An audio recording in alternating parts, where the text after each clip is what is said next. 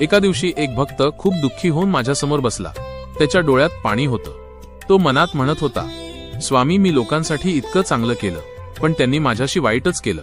माझं मन खूप दुखावलं आहे. मी शांतपणे त्याच्याकडे पाहिलं आणि हळू आवाजात म्हणालो, जर तुला आनंदाने जगायचं असेल ना, तर 2 गोष्टी विसरायला शिक.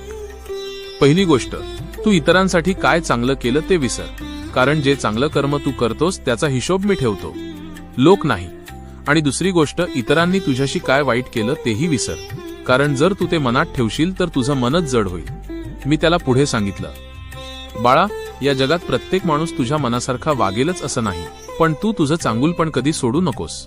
लोक काय करतात याचा विचार करत बसलास तर तुझं आयुष्य दुःखात जाईल, पण जर तू सगळं माझ्यावर सोडलंस तर तुझं मन हलकं होईल. तो भक्त माझे शब्द ऐकून शांत झाला. त्याच्या डोळ्यातलं दुःख हळूहळू कमी झालं. मी शेवटी त्याला एवढंच सांगितलं, तू फक्त चांगलं करत राहा आणि बाकी सगळं माझ्यावर सोड, कारण माझ्या भक्ताच्या प्रत्येक अश्रूचा आणि प्रत्येक चांगल्या कर्माचा हिशोब मी ठेवतो. आणि ते ऐकून तो भक्त मनात म्हणाला, स्वामी, आता मला कळलं, आनंदाने जगायचं असेल तर विसरणंही शिकावं लागतं.